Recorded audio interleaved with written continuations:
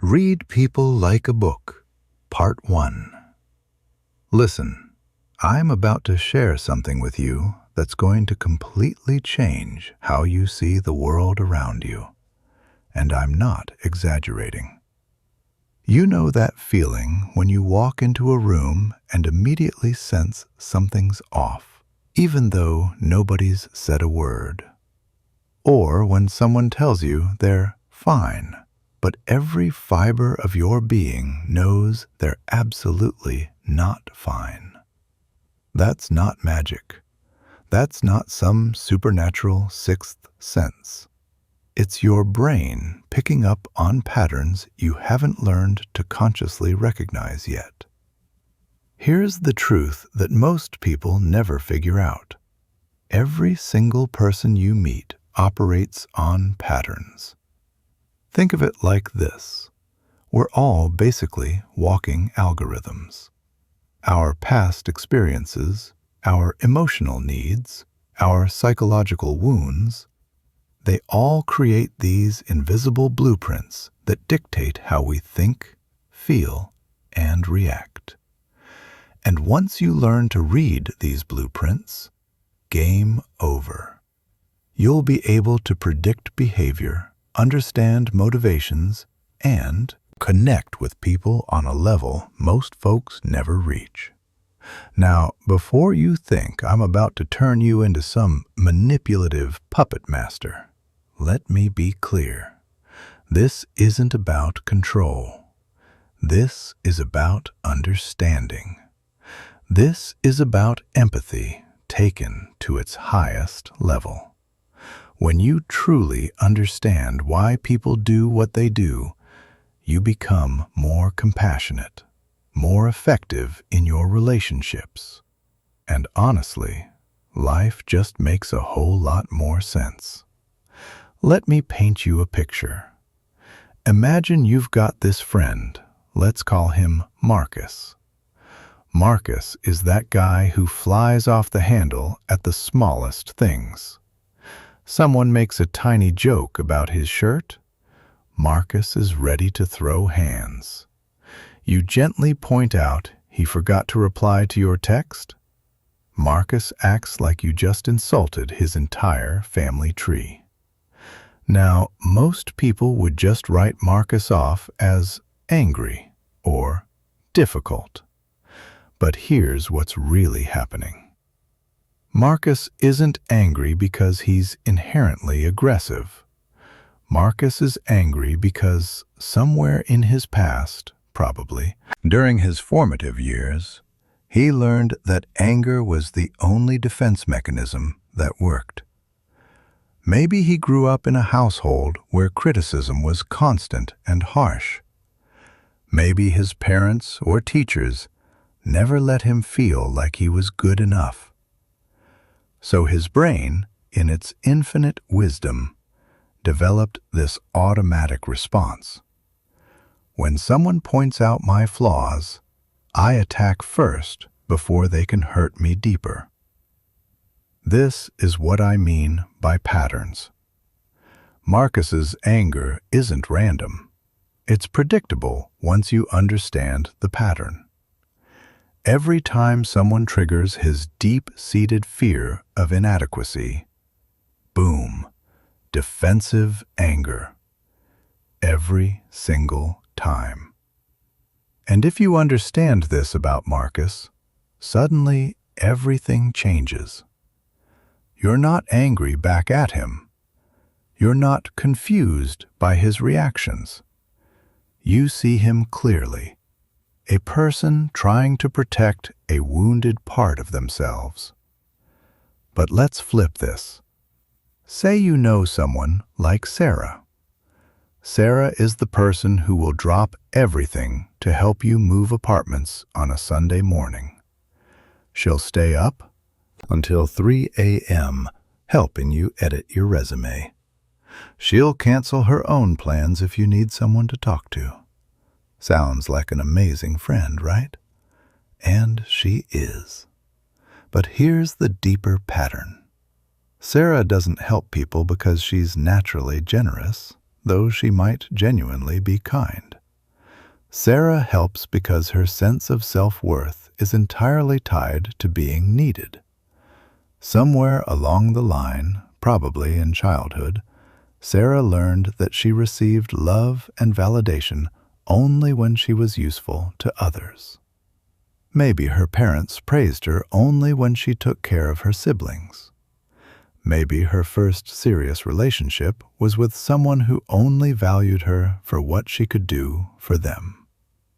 Now Sarah's in this pattern where she literally cannot say no, even when she's exhausted, even when she's got her own crisis happening. Because saying no triggers this deep fear that if she's not useful, she's not lovable.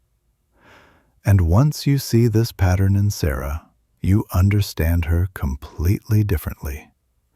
You realize that sometimes the kindest thing you can do for Sarah is to not let her help you, to show her that you value her for who she is, not what she does. Are you starting to see how this works? Every behavior, every reaction, every seemingly random decision someone makes, it all stems from these deep psychological patterns formed by their experiences. Now let's talk about something that trips up most people: the gap between words and actions. This is absolutely crucial if you want to read people accurately. Because here's a fundamental truth about humans. We are masters of self-deception. We tell ourselves stories about who we are, and then we believe those stories, even when our actions prove them completely wrong. Think about your workplace.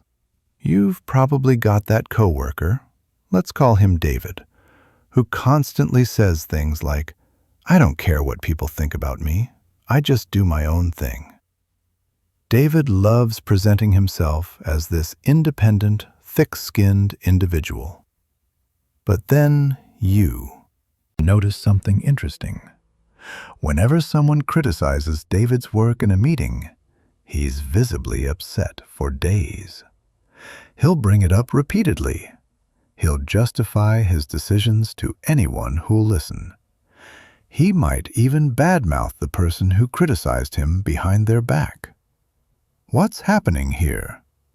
David's words say, "I don't care," but his actions scream, "I care desperately." This disconnect isn't David being a liar, at least not consciously. David genuinely believes he doesn't care about others' opinions, but his behavior reveals his true psychological state. He cares deeply, and that vulnerability scares him. So he protects himself by claiming not to care. Once you spot this pattern in David, you gain a superpower. You can predict exactly how he'll react when criticism comes up again.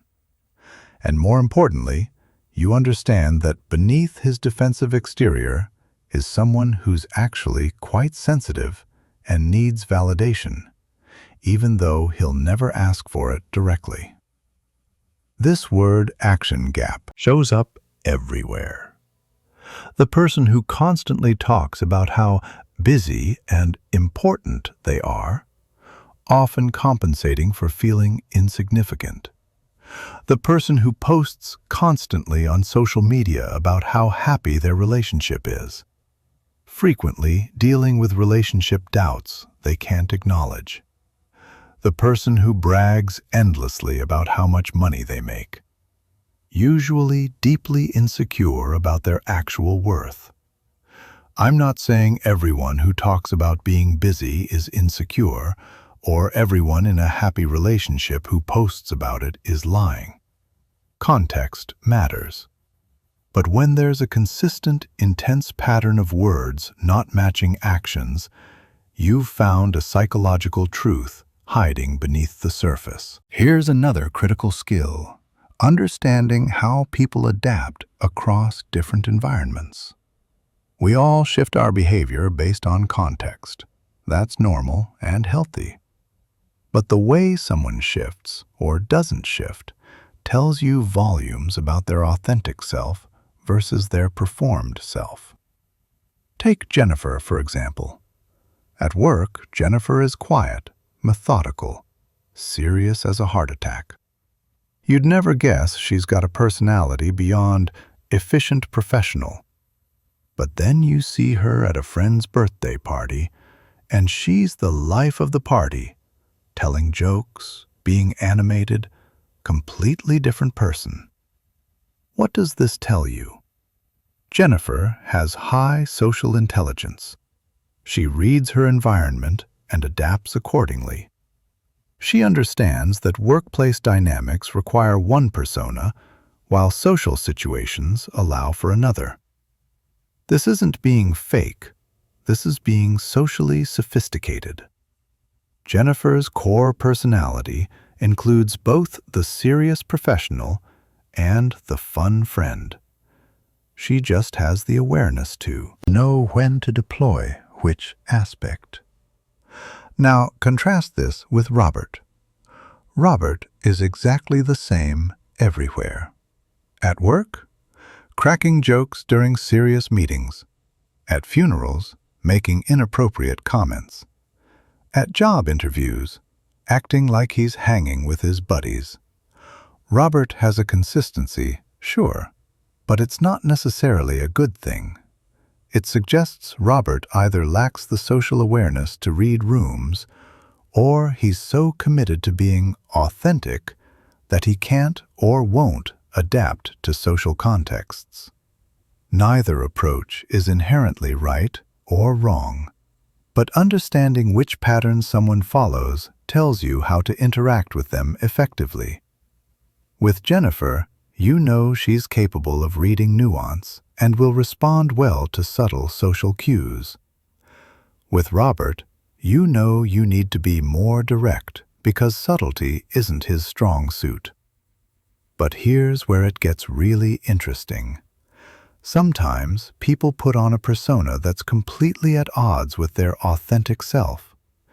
And if you watch carefully, the mask slips. These moments are gold for understanding someone's true nature. Imagine you meet Thomas at a networking event.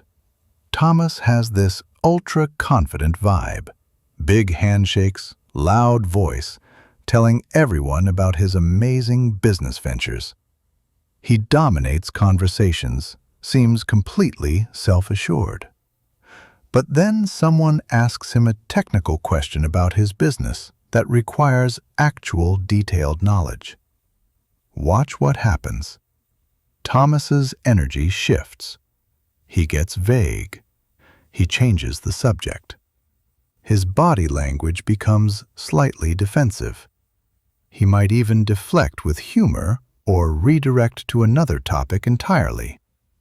What you've just witnessed is the mask slipping. Thomas's performed confidence isn't backed by genuine competence or self-assurance. He's learned that appearing confident often works in social situations, so he's playing a role. But when pressed for substance, the real Thomas, who's likely quite insecure about his actual abilities, emerges briefly before he can rebuild the facade. This isn't about judging Thomas. He's doing what he thinks he needs to do to succeed. But recognizing this pattern means you understand Thomas's truth. He's operating from a place of deep insecurity that he's desperately trying to hide, even from himself. Let's dive deeper into something absolutely fundamental to human behavior: our psychological needs. If you understand what someone needs psychologically, you can predict their behavior with scary accuracy. Some people have an overwhelming need to be right. These folks will argue a point to death, even when presented with clear evidence they're wrong.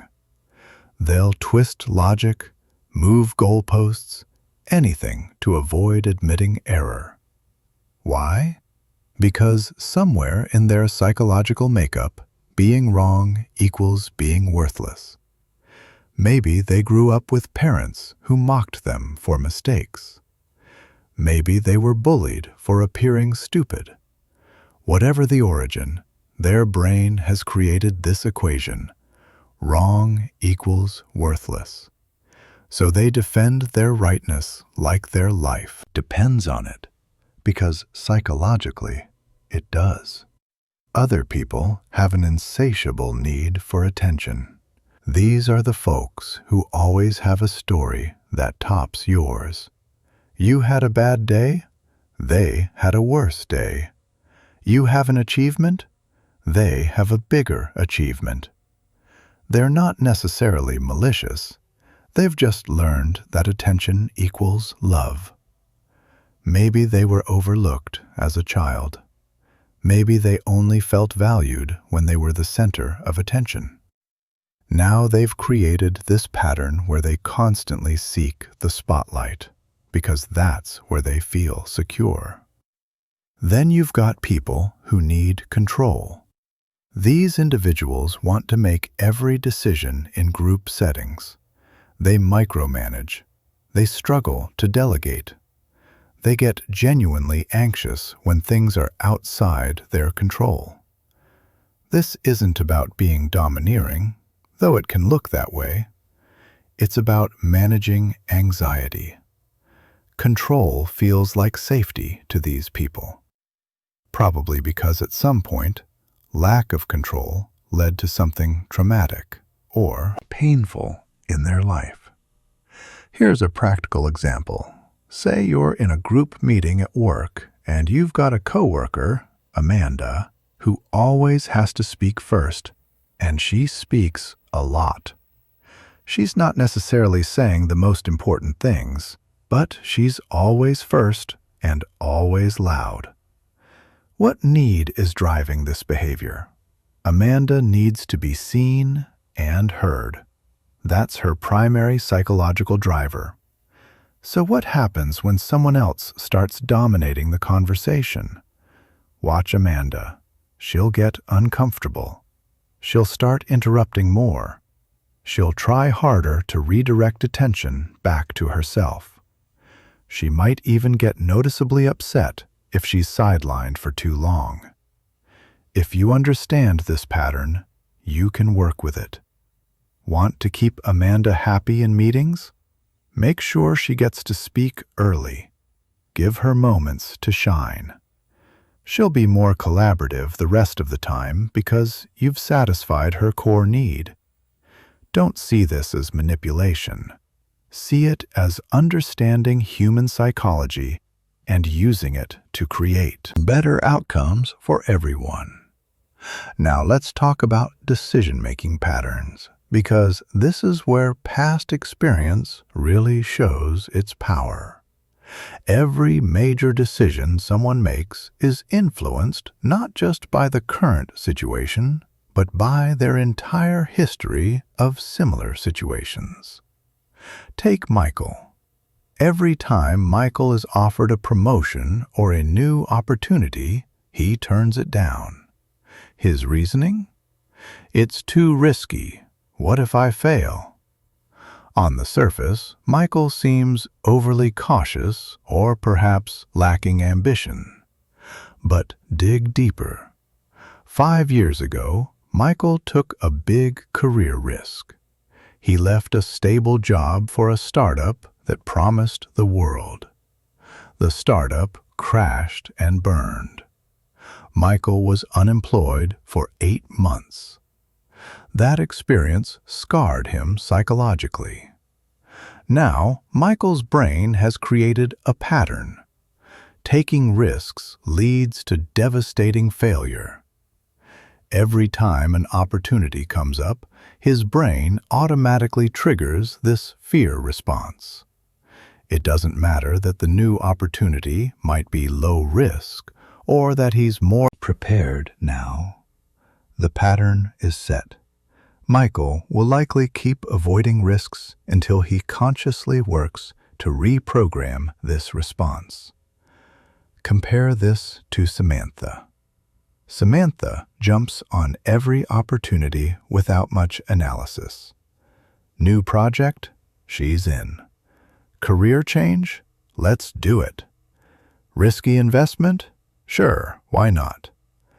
Samantha's pattern is the opposite of Michael's. Why? Probably because Samantha learned early in life that opportunities are fleeting. Maybe she grew up in scarcity and learned you have to grab what you can. Maybe she's had success with spontaneous decisions before. Whatever the reason, her pattern is act fast or miss out. Neither pattern is objectively better. Michael might avoid disasters but also miss great opportunities. Samantha might seize opportunities but also occasionally crash and burn. The point isn't to judge, it's to understand. When you recognize someone's decision-making pattern, you can predict their future choices and understand their reasoning, even when it seems illogical to you. Understanding these patterns doesn't just help you deal with others, it transforms your relationships. When you recognize that your partner's defensiveness comes from childhood trauma, not from anything you did, you respond with patience instead of anger. When you understand that your friend's people-pleasing comes from deep insecurity, you can help them set healthier boundaries.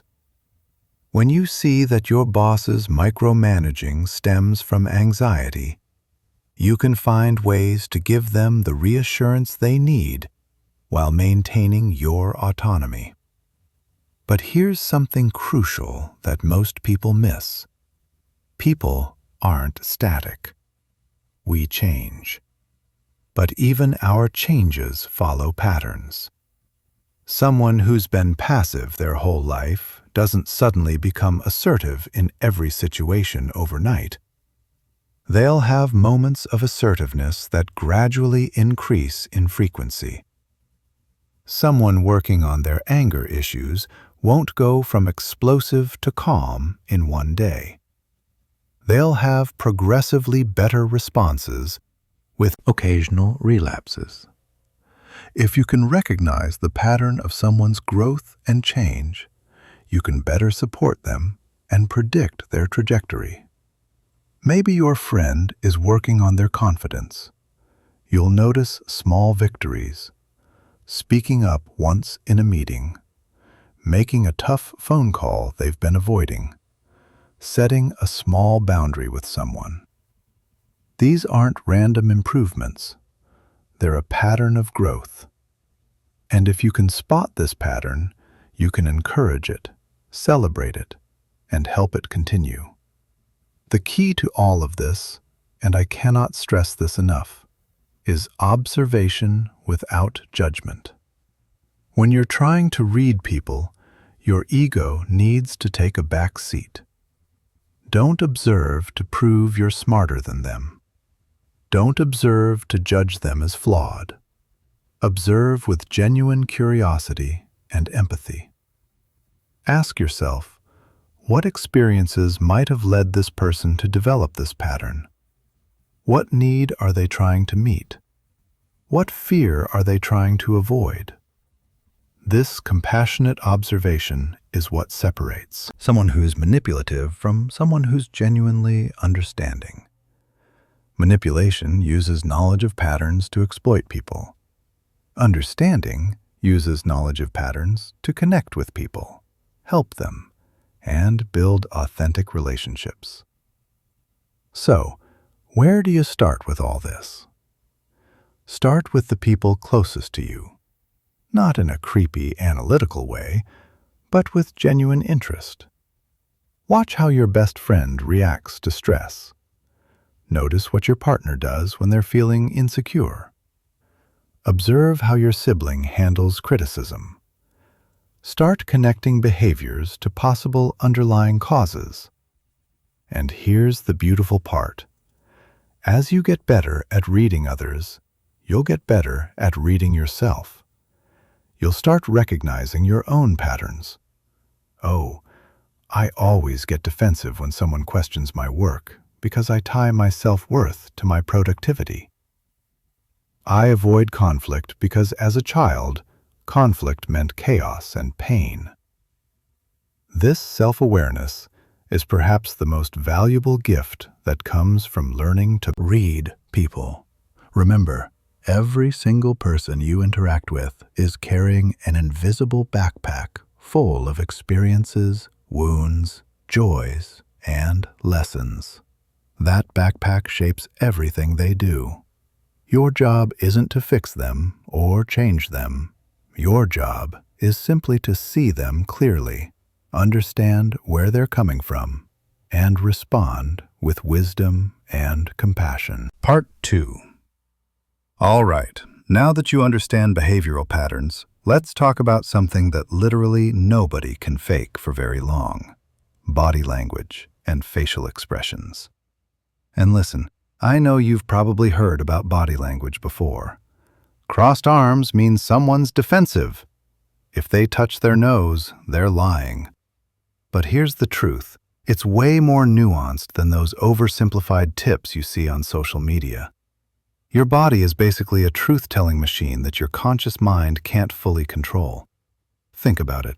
You can carefully choose your words. You can plan what you're going to say. You can rehearse a conversation in your head. But your body? Your body is directly connected to your emotional state, and it broadcasts your real feelings whether you want it to or not. Let me give you a real scenario that'll make this crystal clear. You ask your friend Jake, "Hey man, you good?"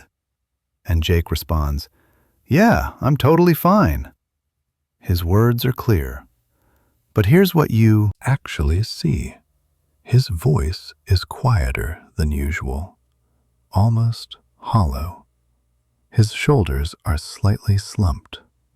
He's not making eye contact. His gaze keeps dropping to the floor. His usual animated hand gestures? Nowhere to be found. Now, are you going to believe his words or his body? If you're smart, you're reading his body, because his body is telling you the truth. Jake is not fine. Not even close. Something's weighing on him, and for whatever reason, maybe pride, maybe not wanting to burden you, maybe not even being consciously aware of it himself. He's saying he's okay, while every fiber of his being is communicating distress. This is why mastering body language is such a game changer. Words lie. Words are filtered through our self-image, our fears, our desire to maintain social norms. But the body doesn't lie nearly as well. Let's start with facial expressions, because the face is where emotions show up first and most powerfully. The human face has over 40 muscles, and they can create thousands of different expressions. But there are some universal patterns that appear across all cultures, all backgrounds, all walks of life. When someone is genuinely happy, it's not just their mouth that smiles. Their whole face lights up. You'll see what researchers call crow's feet, those little wrinkles at the corners of the eyes. The eyes themselves seem to brighten, almost sparkle. The entire facial structure lifts upward. This is a real smile, what's called a Duchenne smile, named after the French neurologist who discovered it. Now, contrast that with a fake smile, and oh boy, you'll see them everywhere once you know what to look for. A fake smile is all mouth, no eyes. The person's lips are stretched into a smile shape, but their eyes remain flat, emotionless, sometimes even tired or sad. The rest of their face doesn't participate in the expression. It's like watching someone put on a mask. The smile is there, but there's no genuine emotion behind it. Why does this matter? Because once you can spot the difference, you can tell when someone is genuinely pleased to see you versus when they're just being polite. You can tell when your date is actually enjoying themselves versus when they're counting down the minutes. You can tell when your boss actually appreciates your work versus when they're just going through the motions. Sadness has its own signature too. When someone is truly sad, their eyebrows pull together and up in the middle, creating this distinct shape. Their eyelids may look heavier. The corners of their mouth drop.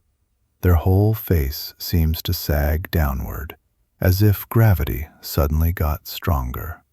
Sometimes there's a distant, unfocused quality to their gaze, like they're looking inward rather than outward. Fear is fascinating because it often shows up in microexpressions. These lightning-fast flashes across someone's face that last less than half a second. With fear, you'll see the eyes widen, the eyebrows raise and pull together, and the mouth may open slightly.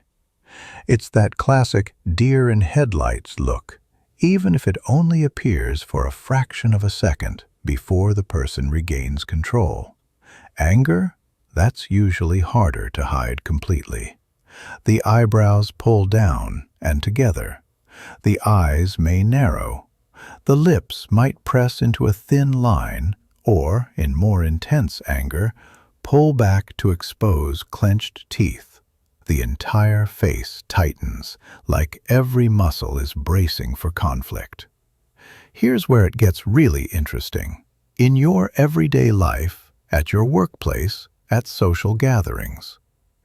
Imagine you're in a meeting and you've got a colleague. Let's call her Patricia. Patricia always claims she's a team player.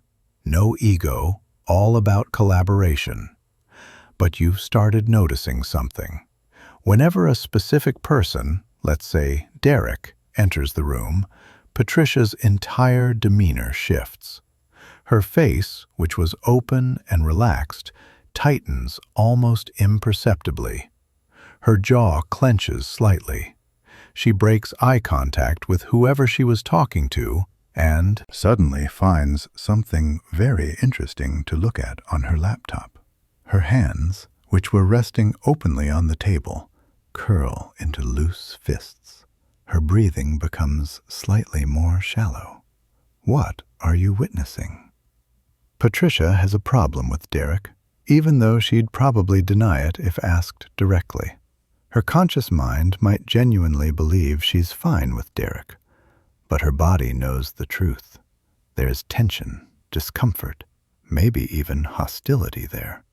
And now that you've spotted this pattern, you'll see it every single time Derek is around. This is the power of reading body language. You're accessing information that even the person themselves might not consciously realize they're communicating. Let's talk about interest versus boredom, because this is crucial for effective communication.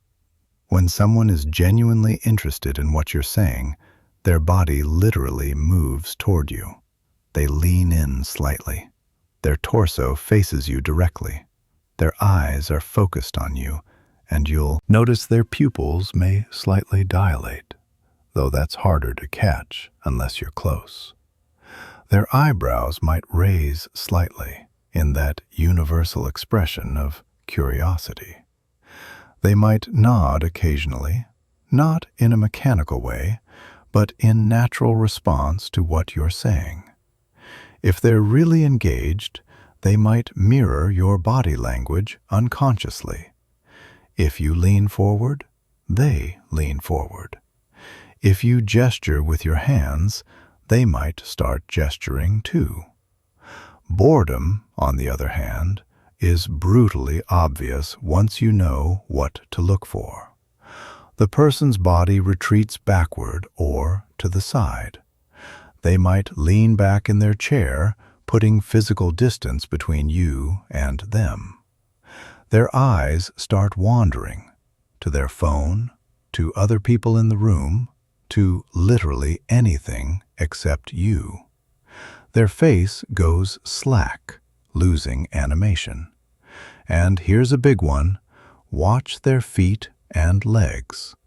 When someone's bored or wanting to leave a conversation, their feet will often point away from you, toward the exit or toward something else they're interested in. They might start tapping their foot, not an energetic, excited tap, but a slow, rhythmic tap that says, "I'm trying to pass time here." Their hands give them away too. Bored people often start fidgeting, playing with their phone, picking at their nails, adjusting their clothes repeatedly. They might rest their head on their hand, which is literally a self-soothing gesture that says, "I need to prop myself up because I'm checked out of this interaction." Now, let's get into something really powerful: detecting deception. I need to be really careful here because there's a lot of myth around lie detection. No single signal definitively proves someone is lying. But there are clusters of behaviors that, when they appear together, suggest someone might not be telling you the whole truth. When people lie, especially if they're not practiced liars, they experience internal stress. Their body betrays this stress in multiple ways. They might avoid direct eye contact, not necessarily looking away completely, but their eye contact becomes inconsistent, darting around more than usual. Some liars actually overcompensate by maintaining too much eye contact, staring at you in an unnatural, rigid way because they've heard that liars don't make eye contact. Touch tells are big. Watch for someone touching their face, especially their nose, mouth, or ears, scratching their neck, rubbing their eyes. These are self-soothing gestures that people do unconsciously when they're uncomfortable, and lying creates discomfort. The voice changes too. When someone's lying, you might hear their pitch go slightly higher. They might clear their throat more. Their speech might become more hesitant, with more and fillers. Or, conversely, they might speak faster, rushing through the lie to get it over with. Here's a huge one. Watch for inconsistency between their words and their body. Someone says, "I'm so excited about this," while their arms are crossed. Their face is neutral, and their voice is flat. Someone says, "I completely agree with you," while their head is subtly shaking no. These mismatches between verbal and nonverbal communication are your body's truth overriding your mouth's lies. But, and this is critical, you have to consider context and baseline behavior. That's why I keep emphasizing patterns rather than isolated signals. Some people are naturally fidgety.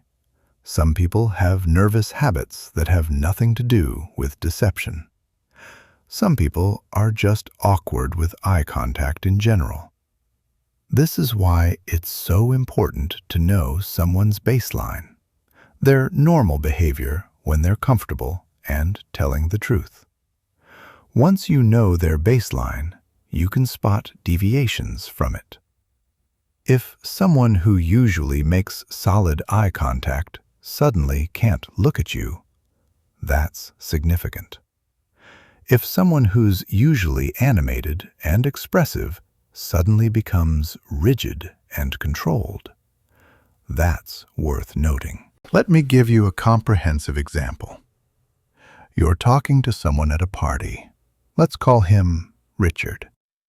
Richard is telling you about his new business venture, how successful it is, how he's on the verge of this major breakthrough. His words paint a picture of confidence and success. But watch his body. As he talks about his success, he keeps touching his neck. His smile doesn't reach his eyes. It's all mouth, no genuine eye involvement. When you ask specific questions about the business, his feet shift, pointing toward the exit. He crosses his arms briefly before catching himself and uncrossing them. His voice has this slight tension in it, like a guitar string pulled just a bit too tight. What's happening? Richard is probably embellishing or outright fabricating parts of his story. Maybe the business isn't doing as well as he claims. Maybe the major breakthrough is more hope than reality. Maybe he's deep in debt and putting on a front. You don't know the specifics, but you know. His body is telling a different story than his mouth. Here's where this gets really practical. Clusters, not single signals. Never read one gesture in isolation. Look for clusters of behaviors that point in the same direction. If someone just has their arms crossed, that could mean anything. Maybe they're cold, maybe it's just comfortable, maybe it's their habit. But if they have their arms crossed, and their jaw is clenched, and their eyebrows are furrowed, and their body is angled away from you, and their voice has an edge to it, now you've got a cluster that strongly suggests defensiveness or hostility. Let me paint another scenario for you. You're talking to someone and they're smiling at you. Great, right? But wait, their smile is just lips stretched across teeth. Their eyes look tired, maybe a bit glassy. They keep briefly touching their neck or adjusting their collar. They're nodding at what you say, but the nods are mechanical, not responsive to what you are actually communicating. This cluster tells you this person is performing friendliness, but they're not genuinely comfortable or happy. Maybe they're going through something difficult and putting on a brave face. Maybe they don't actually like you, but are being polite. Maybe they're exhausted and barely holding it together. Whatever the specifics, the cluster reveals the truth. This isn't genuine comfort and happiness. Now let's talk about one of my favorite topics, professional settings and reading body language. This is where these skills become incredibly valuable, because in professional contexts, people are often heavily managing their presentation, which means their true feelings leak out in subtle ways. Picture this. You're in a meeting with your boss. You've just presented your project report, and your boss says, "Great work, I'm really impressed." Sounds positive, right? But look at their face. There's no genuine smile. Their lips are pulled into a polite smile shape, but their eyes are neutral or even slightly critical. Their hands are resting limply on the desk, rather than showing any animated engagement. Maybe they're looking at their watch or their phone rather than at you. The cluster of signals tells you your boss is not actually impressed. They're being professionally polite, going through the motions, but they're not genuinely pleased. This is crucial information because it means you might need to revise your work, or at least not assume you've knocked it out of the park. Being able to read this saves you from blindly assuming everything's great when it's not. You can follow up, ask for specific feedback, make adjustments. You're operating on real information rather than the polite fiction of professional communication. Here's another professional scenario. You're negotiating something, maybe a salary, maybe a contract, maybe a project deadline. You make your proposal, and the other person says they need to think about it. But watch their immediate, nonverbal response, the one that happens before they consciously control their reaction. Do they lean back, creating distance? Do their arms cross? Does their face show skepticism, maybe a slight lip purse, raised eyebrows, a micro head shake? Or do they lean forward with interest, even if they're verbally saying they need time? That initial, unguarded reaction tells you way more than their carefully chosen words. If their body language shows openness and interest, their "I need to think about it" probably means they're genuinely considering your offer, but need time to process details or get approval. If their body language shows resistance, their "I need to think about it" is probably a polite way of saying no, or that your proposal needs significant revision.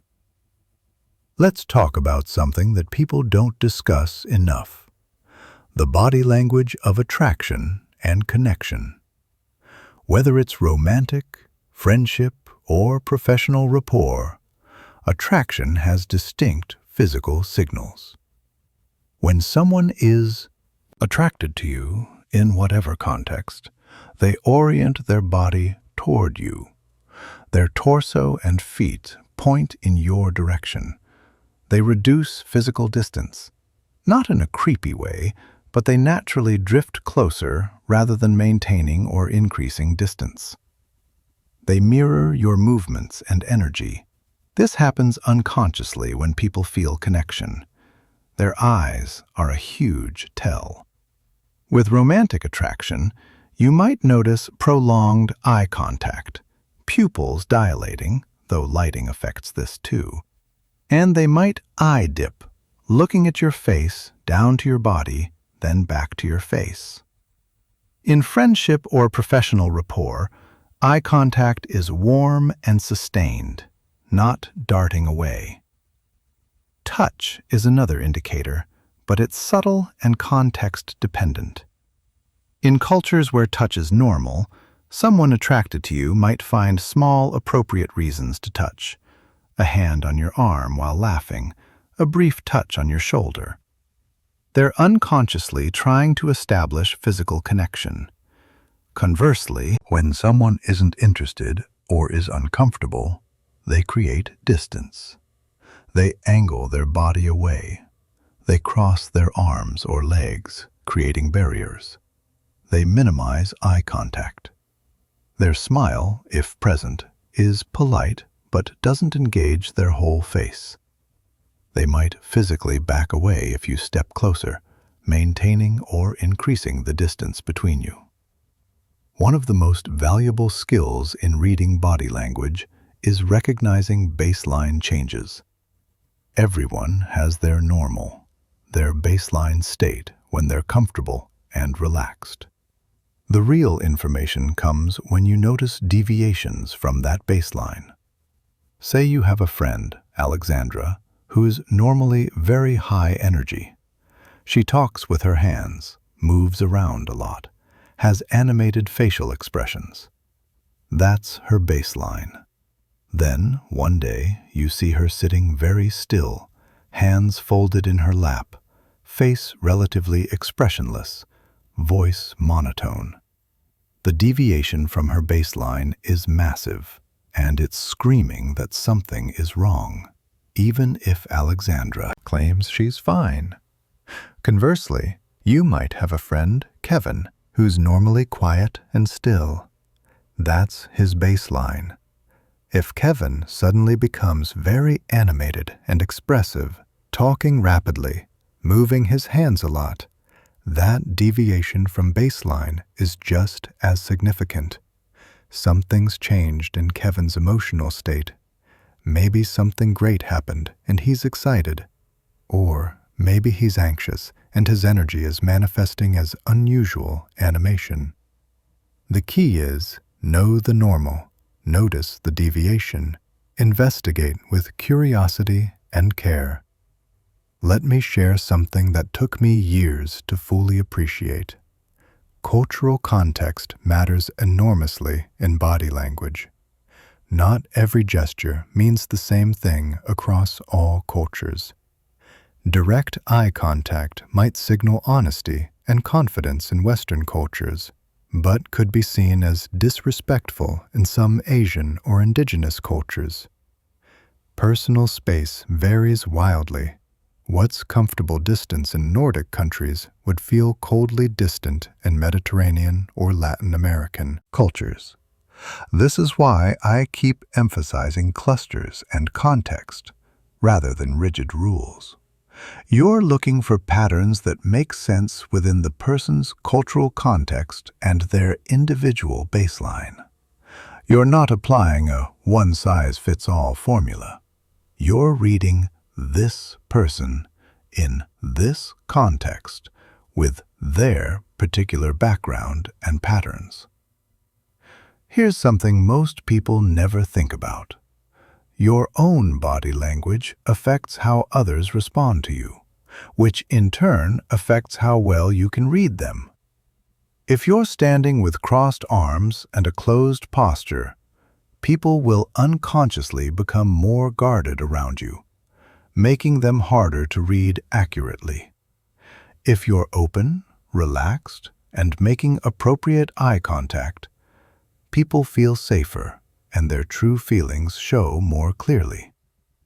So part of reading people effectively is managing your own nonverbal communication to create an environment where people's authentic selves can emerge. You become better at reading people when you make them feel comfortable enough to be readable. Let's talk about micro-expressions, because this is where body language reading gets almost like a superpower. Micro-expressions are these incredibly brief facial expressions, lasting just 1/25th to 1/5 of a second, that flash across someone's face before they consciously control their expression. They reveal genuine emotion before the person can put on their social mask. You've probably seen this without realizing it. Someone asks you a question, and for just a fraction of a second, you see a flash of something across their face. Maybe disgust, maybe fear, maybe contempt, before their face settles into their controlled expression. That flash was real. That was their genuine emotional reaction. Everything that comes after is filtered through their conscious control. Catching micro-expressions takes practice. You have to really watch faces, especially in moments where you expect emotional reactions. When delivering news, asking sensitive questions, discussing controversial topics. The micro-expression happens so fast that if you blink, you'll miss it. But once you start noticing them, you see them everywhere. Here's a practical exercise. Watch interviews or debates with the sound off. Focus entirely on faces and bodies. You'll be amazed at what you notice when you're not distracted by words. You'll see the micro-expressions. You'll notice the body language contradicting the apparent message. You'll spot the tells of discomfort, deception, or suppressed emotion. Then watch the same content with sound and see if the words match what the body was telling you. Usually, the body was right. I want to address something important: the ethics of reading people. This skill can feel invasive, like you're prying into people's private feelings. And you kind of are. So here's the rule. Use this knowledge to understand and help, not to manipulate or exploit. If you notice your friend's body language showing distress, even though they claim they're fine, you don't weaponize that information. You don't say, "Ha, I know you're lying." You gently create space for them to open up if they want to. You offer support. You show through your actions that they're safe being honest with you. If you notice someone at work is uncomfortable with you, you don't exploit that discomfort. You adjust your approach, give them space, find ways to build trust. You use your insight to improve the relationship, not to gain advantage. This brings me to something profound. The more you practice reading others, the better you become at reading yourself. You start noticing your own body language, your own tells, your own patterns. You catch yourself crossing your arms when you're feeling defensive. You notice your voice getting tight when you're anxious. You recognize your own micro-expressions of emotions you're trying to suppress. This self-awareness is transformative. When you can read your own body language, you can intervene in your own emotional patterns. You notice yourself getting defensive and can choose a different response. You catch yourself showing disinterest and can consciously re-engage. You become the director of your own nonverbal communication rather than its passenger. Part 3. Now we're going to dive into something that's absolutely fundamental to understanding human behavior. And I mean fundamental at the most basic, primal level. Every single action a person takes, every decision they make, every word they speak, it all boils down to two core drives: seeking pleasure or avoiding pain. That's it. Those are the two forces that control human behavior at the deepest level. I know that sounds overly simplistic, but stick with me here, because once you truly understand this, once you can identify which of these drives is controlling someone in any given moment, you can predict their behavior with scary accuracy. Think about it this way. Why does someone work overtime?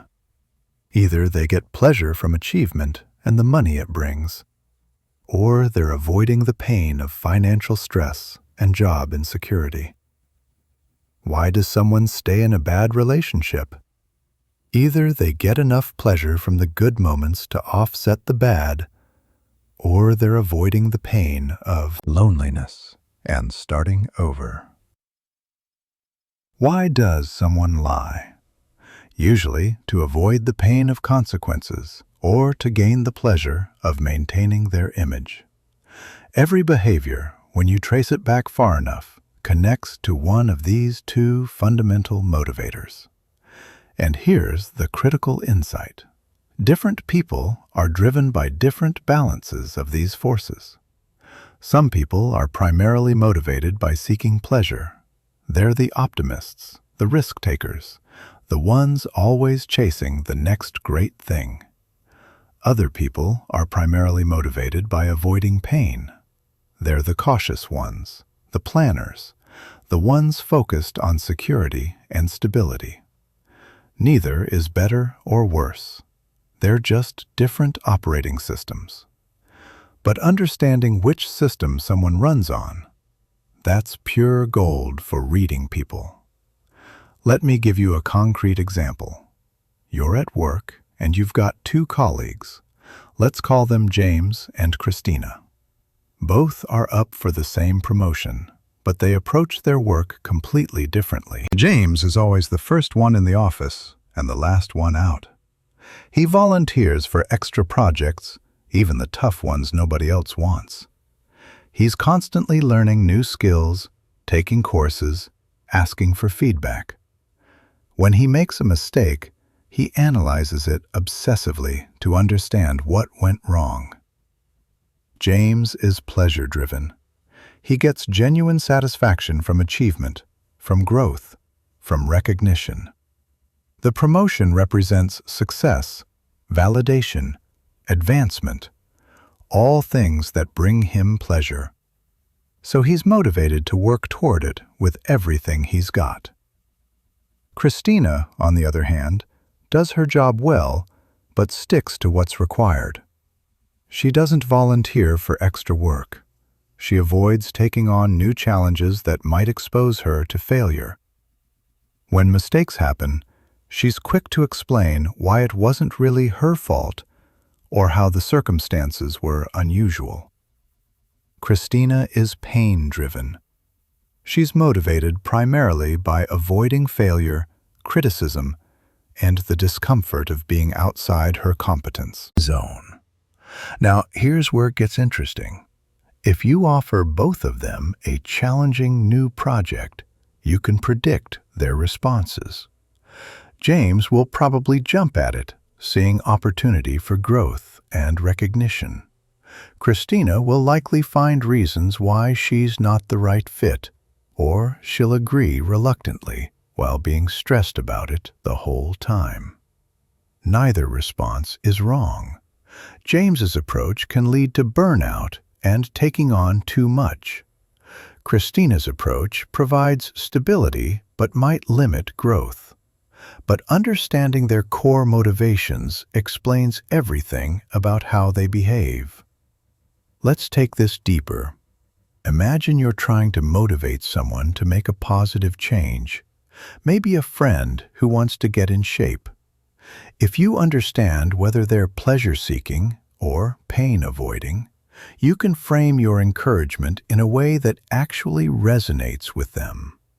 For a pleasure-seeking person, you'd say things like, "Imagine how amazing you'll feel when you're stronger.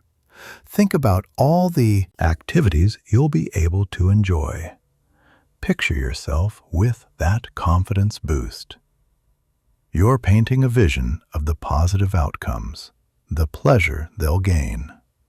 For a pain-avoiding person, you'd say, "Think about the health problems you could prevent. Consider how much easier daily tasks will be without the extra weight. Imagine avoiding the regret of not taking care of yourself while you could." You're highlighting the pain they'll avoid. Same goal, getting in shape, but completely different psychological triggers. And if you frame it wrong for their motivation type, your encouragement falls flat. Tell a pain-avoiding person about all the wonderful gains, and they're like, "Yeah, sounds nice, but..." Tell a pleasure-seeking person about all the terrible things they're avoiding, and they tune out because they don't think in those terms. This extends to every area of life. Take romantic relationships. Some people enter relationships seeking the pleasure of connection, intimacy, shared experiences, and love. When things go wrong, they focus on getting those pleasures back. Other people enter relationships primarily to avoid the pain of loneliness, social judgment, or financial instability. When things go wrong, they stay because leaving would bring the pain they're trying to avoid. You can usually tell which motivation is primary by how someone talks about their relationship. The pleasure seeker says things like, "I love spending time with them. They make me so happy. We have such great adventures together." The pain avoider says things like, "I can't imagine being alone at my age. Dating again would be awful. At least I have someone." Now let's talk about fear, because fear is one of the most powerful pain avoidance motivators, and it shapes behavior in profound ways. Some people are driven by fear of rejection. These folks are hyper-aware of social dynamics. They're constantly reading the room, adjusting their behavior to fit in, avoiding anything that might make them stand out negatively. They dress conservatively to avoid judgment. They agree with popular opinions to avoid conflict. They won't share their real thoughts if those thoughts might be unpopular. Watch someone like this in a group conversation. They're not the first to speak. They wait to see which way the consensus is going, then align with it. They're hyper-agreeable, constantly smoothing over conflicts, very uncomfortable with confrontation. Why? Because rejection is their nightmare scenario. Their whole behavioral system is organized around avoiding that pain. Other people are driven by fear of failure. These are the perfectionists, the over-preparers, the ones who'd rather not try than try and fail. They set incredibly high standards for themselves, then feel devastated when they don't meet them. They procrastinate on important projects because if they don't try, they can't fail. They're critical of others who seem careless or sloppy because to them, not trying your absolute hardest is incomprehensible. A person driven by fear of failure will turn down opportunities if there's significant risk of not succeeding. They'll stay in jobs they're overqualified for because they've mastered those jobs and failure isn't possible. They'll avoid new hobbies or activities because the learning phase, where you're necessarily bad at something, is psychologically intolerable. Then you've got people driven by fear of insignificance. These individuals need to matter, to be important, to have impact. They're often high achievers, but their achievement isn't driven by pleasure in the work itself. It's driven by terror of being ordinary, forgettable, unimportant. You can spot this fear in how people present themselves. They name-drop constantly. They talk about their accomplishments at every opportunity. They need to be the smartest person in the room, the most successful, the most connected. On social media, they curate an image of success and importance because their alternative, being seen as ordinary, is unbearable. Now, here's something crucial. These fears aren't character flaws.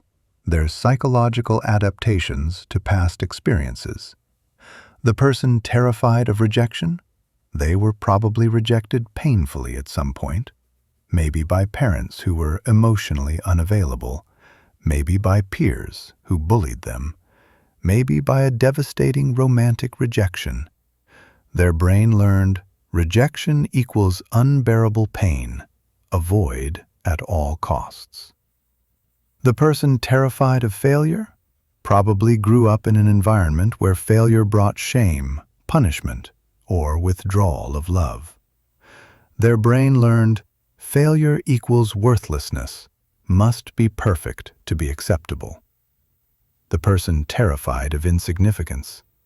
Maybe they were overlooked as a child, or they associated worth with achievement early on, or they experienced powerlessness in a way that scarred them. Their brain learned being ordinary equals being invisible and unworthy, must be exceptional to matter. Understanding these deep fears allows you to predict behavior with remarkable accuracy. If you know someone is driven by fear of rejection, you can predict they'll avoid conflict even when standing up for themselves would be beneficial. If you know someone is driven by fear of failure, you can predict they'll pass on risky opportunities even when the potential payoff is huge. If you know someone is driven by fear of insignificance, You can predict they'll pursue status and recognition even at the cost of genuine connection or personal happiness. Let's shift gears and talk about something equally powerful: the hierarchy of human needs. Because people aren't just driven by pleasure and pain in general, they're driven by specific needs, and these needs follow a predictable pattern. A psychologist named Abraham Maslow figured this out decades ago, and his model is still one of the most useful frameworks for understanding human behavior. He organized human needs into a hierarchy, like a pyramid. At the bottom are the most basic survival-level needs. At the top are the most advanced self-actualization needs. And here's the key: people generally can't focus on higher-level needs until their lower-level needs are met. Let me break this down with real examples, because this is where theory becomes incredibly practical. At the very bottom of the pyramid are physiological needs: food, water, sleep, shelter, basic physical comfort. When these needs aren't met, they dominate everything. A person who's truly hungry isn't thinking about their career goals or their social status. They're thinking about food, period. I know this might seem obvious, but here's why it matters for reading people. If you're talking to someone whose basic needs are in jeopardy, maybe they're facing eviction, or they can't afford food, or they're dealing with a serious health crisis, trying to motivate them with higher-level appeals won't work. Imagine someone struggling to pay rent, facing homelessness. You can't inspire them with "follow your passion" or "build your personal brand." Their brain is in survival mode. They need concrete help with their immediate crisis. Once that crisis is resolved, then they can start thinking about other things. But until then, higher-level needs are irrelevant. The second level is safety needs: job security, financial stability, physical safety, health security, protection from threats. Once someone's got their basic physiological needs covered, they start focusing on stability and security. Let me give you a specific example. You've got a coworker. Let's call him Daniel. Daniel has a decent job, makes enough money to live comfortably, but he's absolutely terrified of losing his job. He never takes vacation days because he's afraid being away will make him seem dispensable. He doesn't speak up in meetings, even when he has good ideas, because he's afraid of seeming difficult. He never advocates for a raise, even though he's underpaid, because he's afraid rocking the boat might get him fired. Daniel's operating from safety needs. His basic survival is covered, but he doesn't feel secure. Maybe he grew up poor, and the fear of returning to poverty drives him. Maybe he was laid off in the past, and the trauma of that experience still controls him. Maybe he's supporting family members and feels he can't risk his income stream. Understanding that Daniel's at this level of needs helps you make sense of his behavior. He's not lacking ambition or confidence necessarily. He's operating from a place of insecurity that makes risk-taking feel dangerous. And if you want to help Daniel, you first need to address his safety concerns. Help him build an emergency fund. Help him develop marketable skills so he knows he could get another job. Give him evidence that his position is secure. Only once he feels safer will he be able to take the kinds of risks that lead to advancement. The third level is belonging needs: friendship, intimacy, family, social connection. Once someone feels physically safe and secure, they start focusing on relationships and social bonds. This is where you see people who have their life together materially. Good job, nice home, financial stability. But they're miserable because they're lonely. They have everything they need for survival and safety, but they're starving for connection. Let me paint you a picture. You know someone like Rachel. Rachel just moved to a new city for a great job opportunity. The job is going well, she's making good money, she's got a nice apartment, but she's deeply unhappy. Why? Because she hasn't built a social network yet. She doesn't have friends in this city. She feels isolated and disconnected. Now, if you try to get Rachel excited about a promotion opportunity at work, she might not respond the way you'd expect. Yeah, a promotion sounds nice, but what Rachel really needs right now is friends. Her belonging needs are unmet, and until they're satisfied, achievements at work don't fill the void. This is crucial for understanding people's priorities. Someone at the belonging level will make decisions that prioritize relationships over advancement. They might turn down a higher-paying job in another city because it would mean leaving their social network. They might spend more time on social activities than career development because connection is what they're lacking. The fourth level is esteem needs: respect, recognition, achievement, status.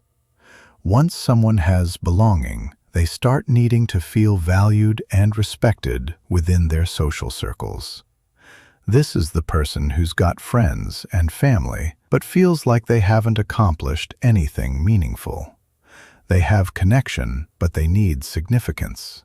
They want to be recognized for their contributions, respected for their abilities, acknowledged for their achievements.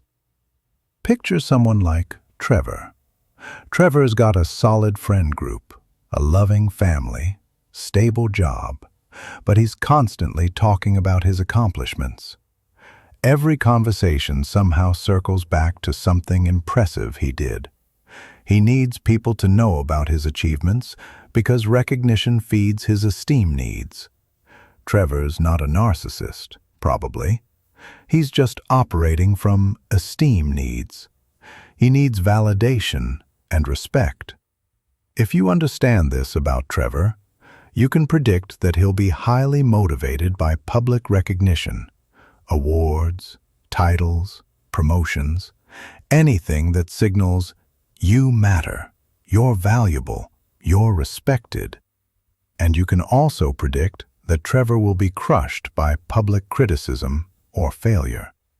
Since his esteem needs are so important to him, threats to his status or reputation will hit him harder than they'd hit someone operating from a different need level. The highest level in Maslow's hierarchy is self-actualization, becoming the best version of yourself, fulfilling your potential, pursuing meaning and purpose beyond personal gain. This is rare. Most people are still working on lower levels.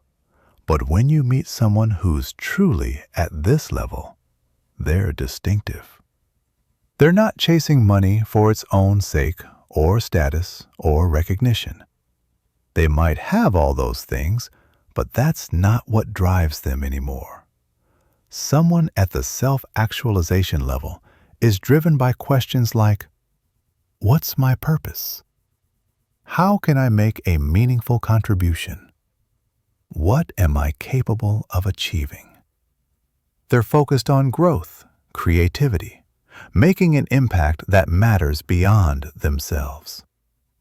Let me describe someone like this. We'll call her Dr. Martinez. Dr. Martinez is a successful surgeon. She's got the money, the respect, the recognition. But that's not what gets her out of bed in the morning anymore. What drives her now is pioneering a new surgical technique that could save lives. She's not doing it for awards or prestige. She's already got plenty of both. She's doing it because it's meaningful work that pushes the boundaries of what's possible. If you understand that Dr. Martinez is at the self-actualization level, you can predict that trying to motivate her with money or status won't work. She's beyond that. What motivates her is challenge, meaning, impact, growth. Give her a problem that seems impossible, and she'll light up. Give her a bonus, and she'll be polite but indifferent. Now here's the critical insight that most people miss. Individuals can be at different levels for different areas of their life, and people can move up and down the hierarchy based on circumstances. Someone might have belonging and esteem needs met in their personal life, but be stuck at safety needs at work because their job is unstable. Someone might have been at self-actualization level, but then face a health crisis that drops them back down to physiological needs. A person might feel secure and connected at home, but struggle with esteem needs in their career. And this is why reading people requires such careful observation. You can't just slap a label on someone and say, "Oh, they're at level 3. You need to understand where they are in different contexts and how that changes. Let me give you a complex example. You've got a friend, Alex. In his career, Alex is clearly at esteem needs. He's constantly pursuing recognition, promotions, achievements. But in his romantic life, he's at belonging needs. He just wants a stable, loving relationship and hasn't found it yet.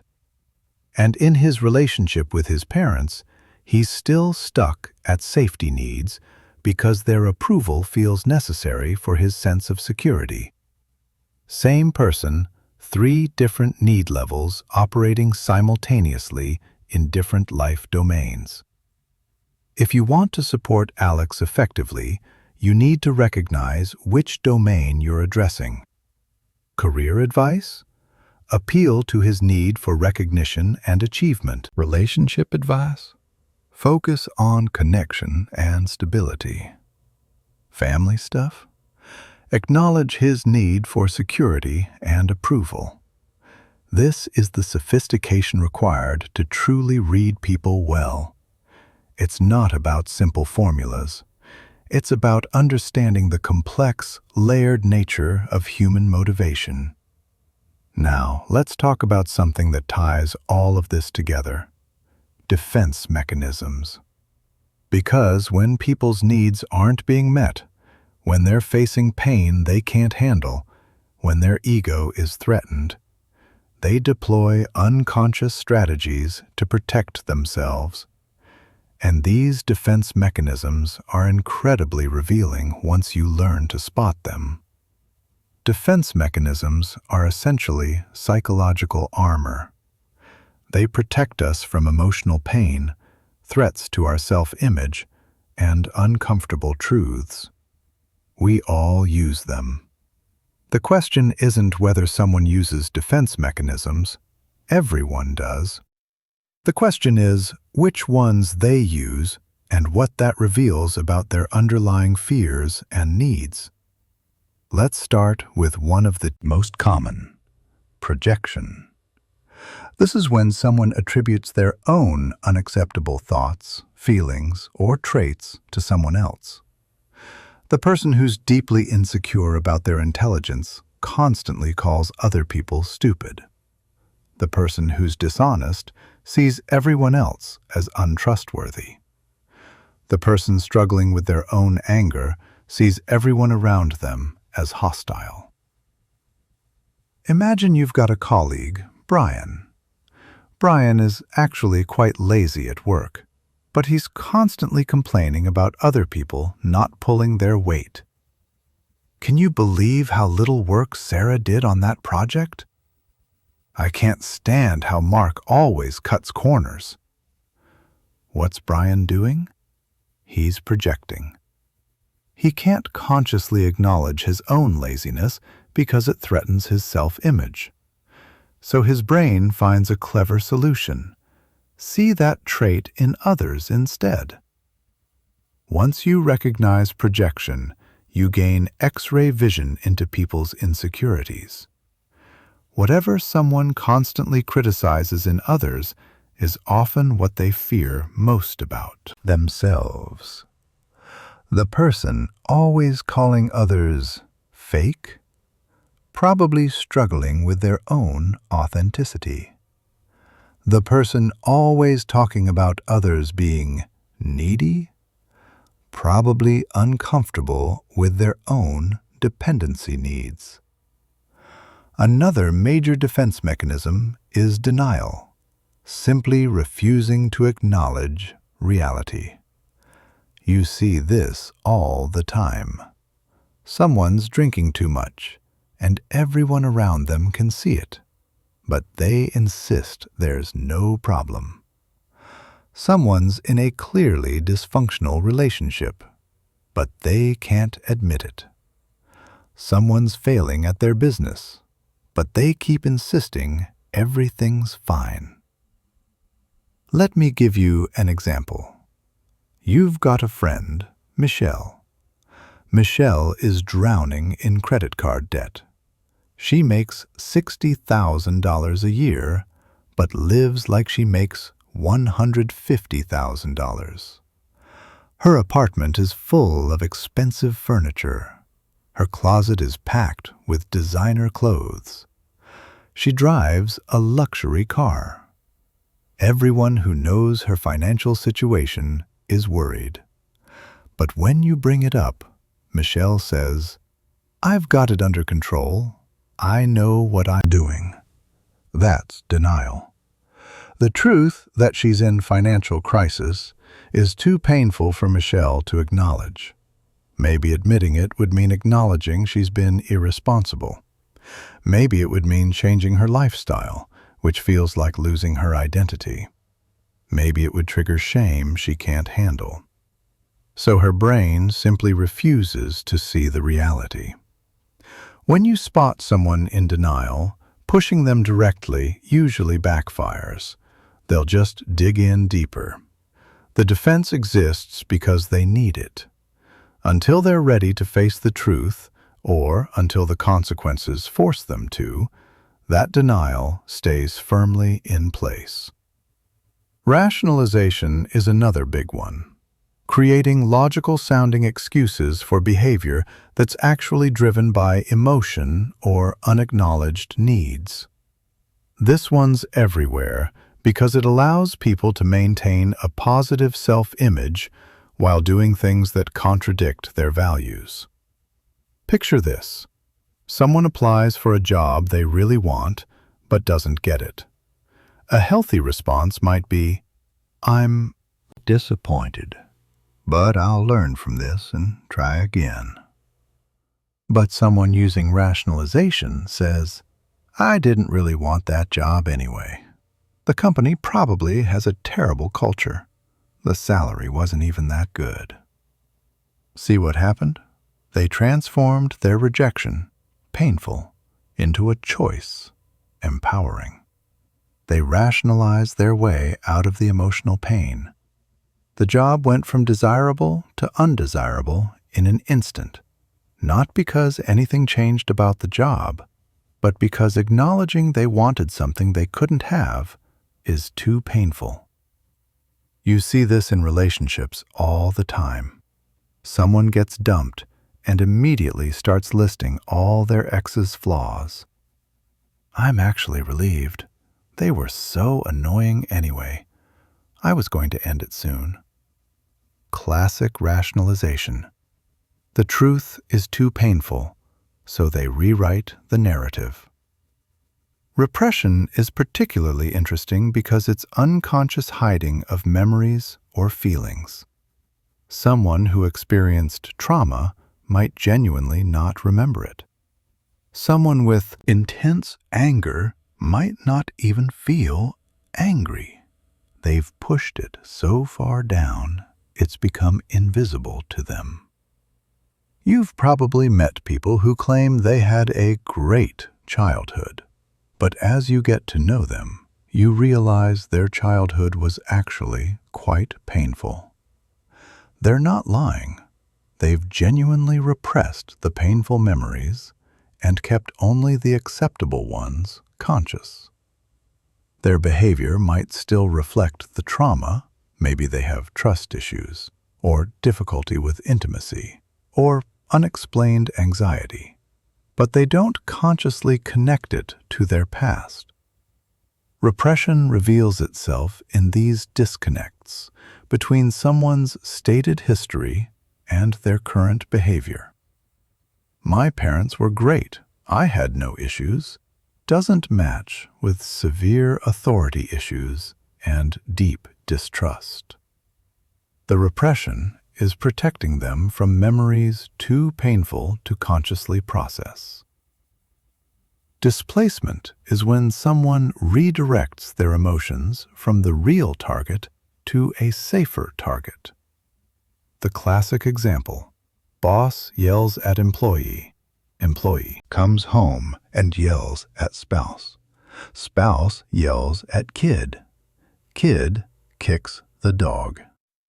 The anger flows downhill to wherever it feels safe to release it. You see this constantly.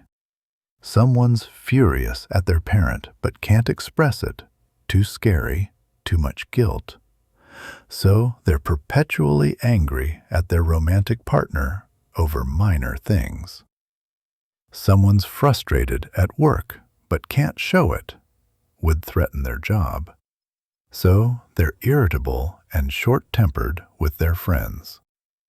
When you notice someone seems disproportionately angry or upset about something minor, ask yourself, is this really about this situation?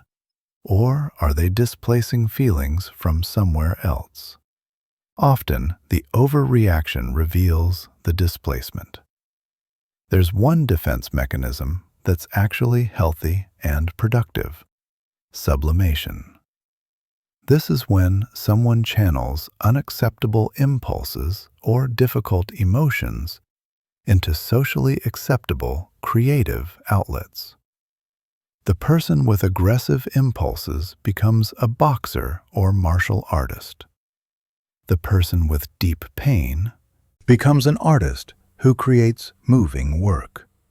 The person with anxiety becomes hyper-organized and productive. Sublimation takes emotional energy that could be destructive and transforms it into something constructive. When you see someone who's incredibly driven in a creative or productive way, sometimes you're seeing sublimation at work. They're channeling something intense and potentially destructive into something valuable. Understanding defense mechanisms is like having a decoder ring for human behavior. When someone's behavior doesn't quite make sense, when their reactions seem disproportionate, or their explanations don't add up, there's usually a defense mechanism at work. And that defense mechanism is protecting them from something they can't or won't acknowledge. The beautiful thing about all of this, the needs hierarchy, the pleasure/pain motivations, the defense mechanisms, is that it all fits together into a complete picture of human psychology. People are driven by needs. When those needs aren't met, they experience pain. To manage that pain and protect their ego, they deploy defense mechanisms, and everything they do is either seeking pleasure or avoiding pain, filtered through whatever needs are most active for them right now. All right, we've covered a ton of ground. You now understand behavioral patterns, body language, motivational drivers, the hierarchy of needs, and defense mechanisms. But here's where the rubber meets the road. How do you actually use all of this in your real, everyday life?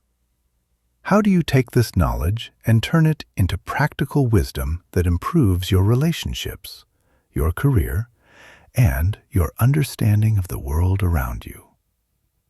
Let me start by saying something crucial.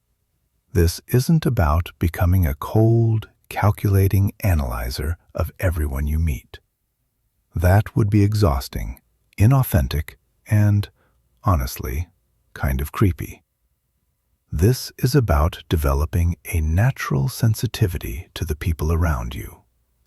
It's about moving through the world with your eyes open, noticing things you used to miss, understanding dynamics you used to find confusing. Think of it like learning a new language. At first, you're consciously translating every word, thinking about grammar rules, struggling to construct sentences. But eventually, if you practice enough, you stop translating. You just understand. You're fluent. That's what we're aiming for here, fluency in reading people. So let's walk through some real-world scenarios and see how all of this knowledge comes together in practice. Scenario 1. The new relationship. You've started dating someone new. Let's call her Emma. Everything seems great on the surface. She's fun, attractive, interesting. But you want to understand who she really is beneath the first date persona everyone presents. How do you read her accurately? First, you pay attention to consistency between words and actions. Emma tells you she values honesty and direct communication. Great. But does she actually communicate directly? When something bothers her, does she bring it up, or does she hint, go passive-aggressive, or stay silent? If her actions don't match her stated values, that disconnect tells you something important. Second, you observe her across different contexts. How does Emma treat service workers? How does she talk about her ex-partners? How does she handle stress or disappointment? People can maintain a pleasant facade in romantic contexts, but their true character shows in how they treat people who have no power over them, and how they behave when things don't go their way. You notice Emma is incredibly sweet to you, but dismissive and rude to waiters. That disconnect is crucial information. It suggests her kindness is contextual, turned on for people she wants something from, and off for people she doesn't value. This pattern will eventually extend to you once the honeymoon phase ends. Third, you listen for her underlying needs and fears. Does Emma need constant validation? Does she seem terrified of being alone? Is she driven by a need to prove something? When Emma talks about her life, her choices, her past, what motivations emerge? Maybe you notice Emma talks a lot about how her ex couldn't handle her success. She mentions multiple times how important it is that she's financially independent. She gets noticeably uncomfortable when you offer to pay for things. What's the pattern? Emma's driven by a deep need for independence and, possibly, a fear of being controlled or financially dependent.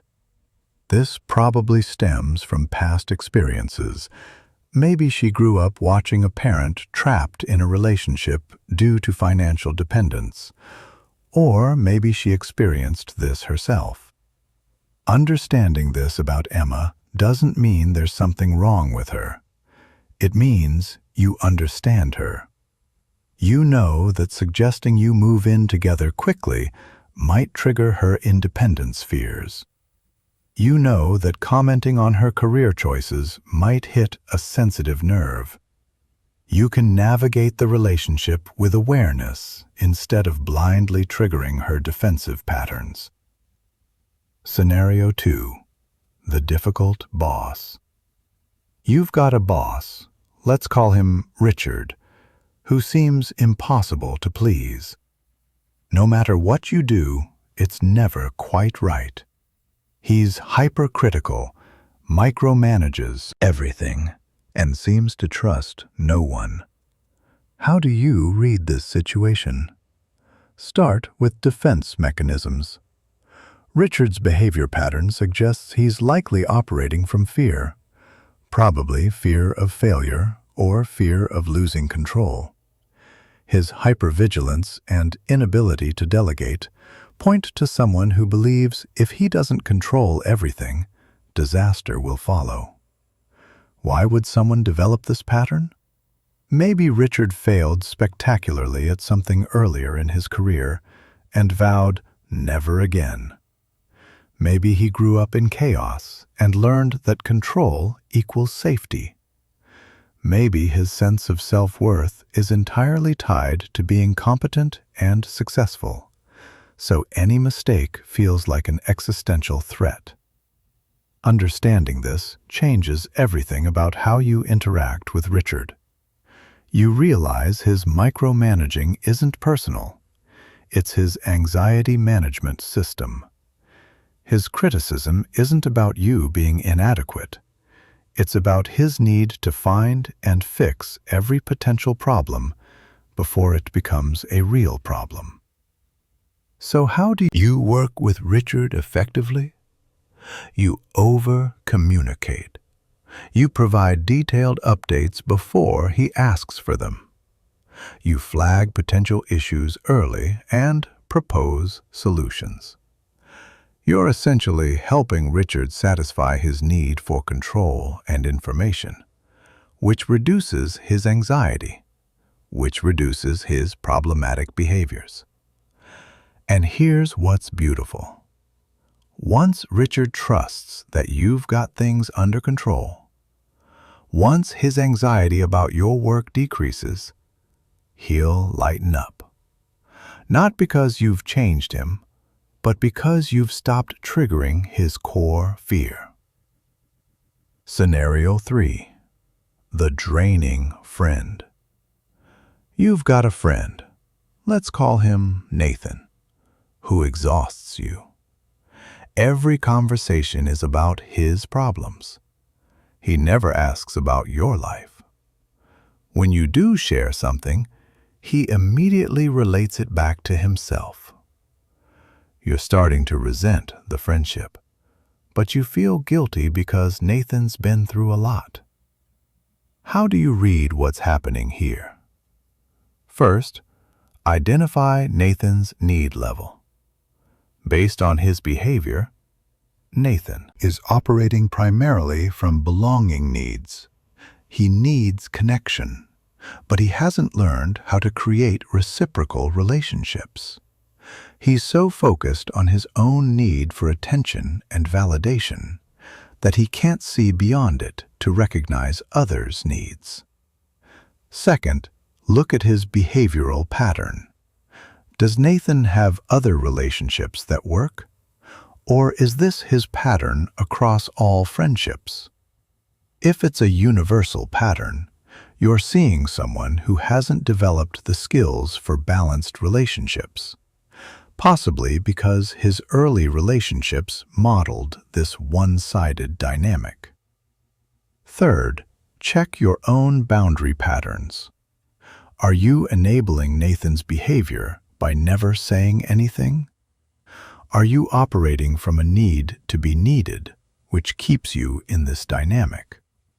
Sometimes the clearest information comes from examining your own role in the pattern. The read here. Nathan isn't malicious. He's needy and hasn't learned reciprocity. Your resentment is valid. The relationship is unbalanced. But Nathan probably doesn't even realize it because this is his normal. So what do?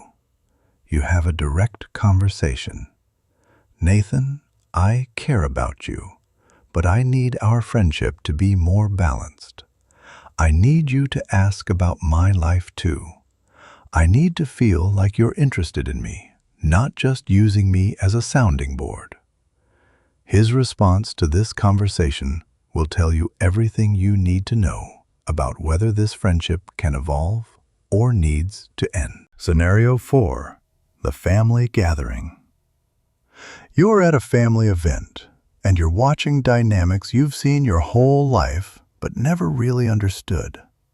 Your Uncle George dominates every conversation, always has to be the smartest person in the room. Your Aunt Linda constantly placates everyone, smoothing over every tension. Your cousin Mike is withdrawn and sullen, barely participating. Now, with your new lens, you can read what's actually happening. Uncle George is operating from esteem needs. He needs to be respected and seen as knowledgeable. This probably comes from some deep insecurity about his intelligence or worth. His dominance isn't confidence, it's compensation. Aunt Linda is using the defense mechanism of reaction formation, dealing with her own anger and frustration by doing the opposite, becoming hyper-agreeable and peaceful. She's probably terrified of conflict, possibly from childhood experiences where conflict led to bad outcomes. Cousin Mike's withdrawal is classic avoidance. He's probably pain-motivated, trying to avoid the discomfort of these family dynamics. His sullenness might be masked depression or resentment about feeling powerless in this family system. Understanding these patterns doesn't magically fix family dysfunction, but it changes how you experience it. You're not confused anymore. You're not taking things personally. You see the patterns, understand their origins, and can choose how to engage or not engage based on reality rather than confusion. Scenario 5. The job interview. You're interviewing for a position, and you want to read the interviewer to understand what they're really looking for and whether this is actually a good fit. How do you apply your skills here? Pay attention to what questions they emphasize. Are they focused on your ability to work independently or on your collaboration skills? This tells you what they value and possibly what they've struggled with in previous hires. Watch their body language when you talk about different experiences. When do they lean in? When do they light up? When do they look skeptical or concerned? Their nonverbal responses reveal what genuinely interests or worries them. Listen for their pain points. When they describe the role or the team, what problems are they trying to solve? We need someone who can handle ambiguity means the role is poorly defined or chaotic. We need someone who's a self-starter might mean they don't have time to train or manage you. We're like a family here often means boundary issues and expectations of overwork. By reading the interviewer and the organization's needs accurately, you can both present yourself more effectively and determine if this is actually a place you want to work. You're reading them as much as they're evaluating you. Now, let's talk about something most people never consider: reading yourself. Because here's a truth that might sting a little. You have blind spots about yourself that are just as significant as anyone else's blind spots. You use defense mechanisms. You have behavioral patterns. You're driven by needs and fears you might not fully understand. The beautiful irony of learning to read other people is that it makes you better at reading yourself. You start noticing your own patterns with the same clarity you notice others. You catch yourself projecting, criticizing in others what you struggle with yourself. You recognize when you're in denial about something. You spot your own rationalization as you're doing it. You become aware of your defense mechanisms in real time, which gives you the power to choose whether to continue using them or try a different approach. Let me give you a personal example. Maybe you notice that you get disproportionately angry when people are late. You pride yourself on punctuality, and you judge people who don't respect time. But then you dig deeper with your new awareness. Why does lateness trigger you so intensely? Maybe you realize that growing up, you are often left waiting. Parents who forgot to pick you up, promises that weren't kept. Your brain learned, when people make me wait, it means I'm not important to them. So now, any lateness triggers that old wound. It's not really about the 5 minutes someone is late.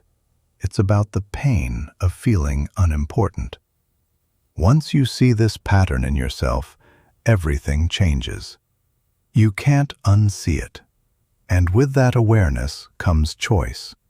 You can work on separating current reality from past wounds. You can recognize when your reaction is disproportionate. You can heal the underlying wound instead of just managing the symptom. This self-awareness is perhaps the most valuable outcome of learning to read people.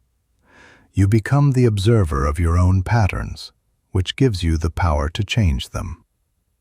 Let's talk about one more crucial aspect: ethical application of these skills. Because with great power comes great responsibility, as they say. You now have tools to understand people at a deep level, to predict their behavior, to see through their defenses. How do you use this power ethically? First principle: understanding, not manipulation. Your goal is never to manipulate people into doing what you want. Your goal is to understand them so you can interact more compassionately, communicate more effectively, and build more authentic relationships. Second principle: consent and respect. Just because you can see someone's vulnerabilities doesn't mean you should exploit them. When you notice someone's fear or need or defense mechanism, you treat that information with respect. You don't weaponize it. You don't shame them for it. You hold it gently and use it only to be kinder and more understanding. Third principle: privacy and boundaries. Being able to read people doesn't mean you should always share what you see. Sometimes people aren't ready to hear your observations. Sometimes it's not your place to point out their patterns. Sometimes the kindest thing is to keep your insights to yourself and simply adjust your behavior based on your understanding. Fourth principle: humility. Remember that you could be wrong. You're reading patterns and making informed guesses, not accessing absolute truth. Stay open to being corrected. Don't become so confident in your reading abilities that you stop actually listening to what people tell you about themselves. Fifth principle: use it to help, not to harm. When you understand someone's vulnerabilities or fears, you have a choice. You can use that understanding to support them, to create safety for them, to help them grow. Or you could use it to hurt them. Always choose the former. Let me give you a concrete example of ethical application. You realize your colleague Sarah is deeply insecure about her intelligence because she didn't go to college. You can see this in how defensive she gets when her ideas are questioned, how she overcompensates by using complex jargon, how she name-drops books she's read. Unethical use of this information. You exploit her insecurity to make yourself look better, subtly questioning her logic or referencing your education to undermine her. Ethical use of this information. You make a point to validate her ideas in meetings. You acknowledge her intelligence explicitly. You never make her feel less than for not having a degree. You create safety for her to be herself without the defensive mechanisms. See the difference? Same insight, completely different application. One tears down, one builds up. As we come to the end of this journey, I want to leave you with a few final thoughts that tie everything together. Reading people isn't about becoming cynical or suspicious. It's not about seeing everyone as a collection of patterns and problems. It's about seeing people more completely, understanding not just what they do, but why they do it. And that understanding creates compassion. When you understand that the angry person is actually terrified, that the arrogant person is actually insecure, that the people pleaser is actually desperate for belonging, you can't help but become more compassionate. You stop taking things personally because you see they were never about you in the first place. You stop judging because you understand the context that created the behavior. This doesn't mean you have to accept behavior that's harmful to you. Understanding why someone acts a certain way doesn't obligate you to tolerate that behavior. You can have compassion for why someone is the way they are, while also maintaining boundaries about what you'll accept in your life. Reading people also makes you more effective in every domain of life. In your career, you can navigate office politics, manage up effectively, build strong teams, and negotiate successfully. In your relationships, you can communicate better, avoid misunderstandings, support your loved ones more effectively, and build deeper connections.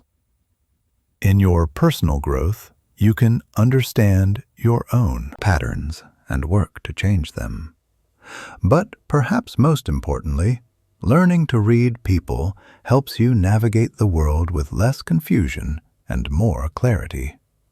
So many interpersonal problems come from misunderstanding, assuming malice when it's actually fear, assuming indifference when it's actually overwhelm, assuming rejection when it's actually about the other person's issues, not you.